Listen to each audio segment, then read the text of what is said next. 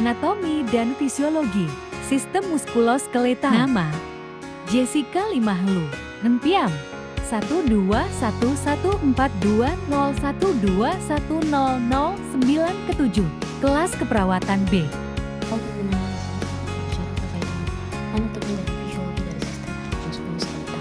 Ya teman-teman, jadi jika bicara tentang anatomi dan fisiologi dari sistem muskuloskeletal, berarti kita bicara tentang dua teori. Yang pertama yaitu teori tentang muskulus, artinya otot, dan yang kedua skeletal yang artinya rangka atau tulang.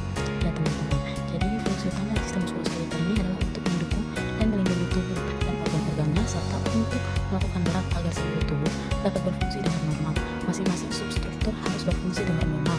Adapun 6 substruktur utama pembentuk sistem muskuloskeletal itu sendiri, antara lain yaitu tendon, ligamen, kemudian fascia, kemudian kartilago, tulang sendi, dan yang terakhir yaitu otot.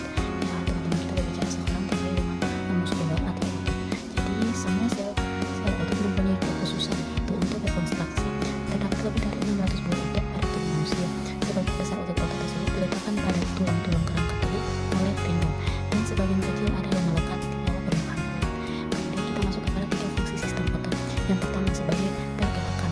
Otot menghasilkan pergerakan pada tulang tempat otot tersebut melekat dan bergerak di dalam bagian organ internal tubuh. Yang kedua yaitu sebagai penopang tubuh dan mempertahankan postur.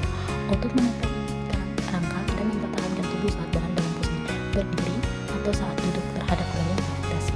Yang ketiga, produksi panas. Kontraksi otot-otot secara metabolis menghasilkan panas untuk mempertahankan suhu tubuh normal. Kemudian kita masuk ke jenis-jenis otot. Yang pertama ada otot rangka. Otot rangka merupakan otot lurik, volunter, dan melekat pada rangka.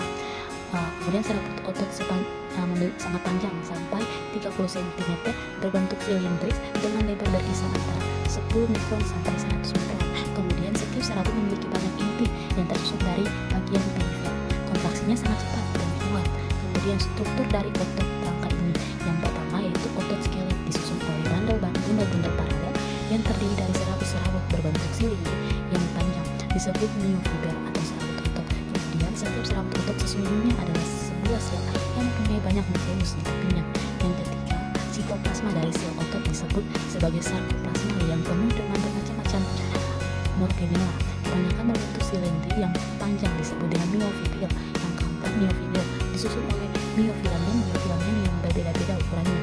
Ada yang kasar itu terdiri dari protein myosin, sedangkan ada juga yang halus yang terdiri dari protein aktif atau aktin.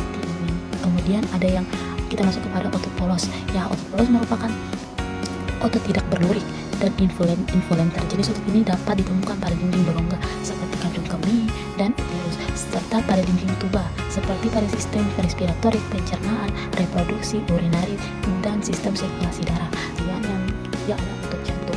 Otot jantung otot ini merupakan otot lurik, disebut juga ya teman-teman. Sekarang kita masuk pada bagian kedua yaitu skeletal atau tulang. Ya teman-teman, jadi skeletal ini ya disebut juga dengan sistem rangka yang tersusun dari tulang-tulang.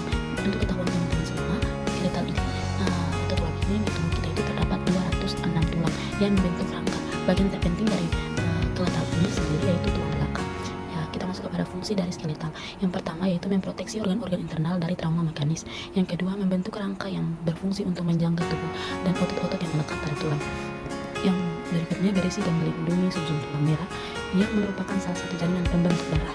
Yang berikutnya merupakan tempat penyimpanan bagi mineral seperti kalsium dari dalam darah, misalnya hemapoiesis. Kemudian kita masuk kepada bagian sistem skeletal. Yang pertama ada aksial atau rangka aksial, terdiri dari tengkorak kepala atau kranium dan tulang muka, columna vertebralis atau batang tulang belakang. Kemudian ada costai atau tulang-tulang rusuk. Kemudian ada sternum atau tulang belakang.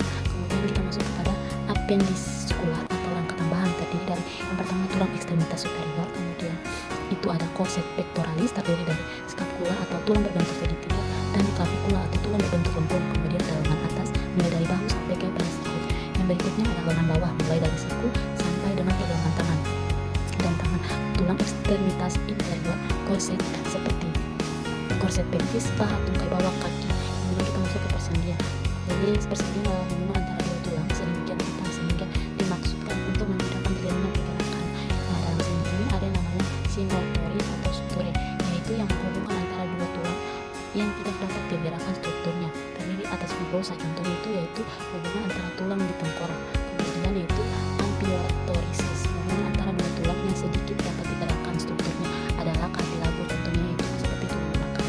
Yang terakhir itu diartoris atau hubungan antara dua tulang yang memungkinkan pergerakan, yang terdiri dari struktur sinovial, contohnya yaitu sendi peluru yang berada pada tangan dan bahu, kemudian sendi sel yang berada pada siku, kemudian ada sendi putar yang terletak pada kepala dan leher, dan sendi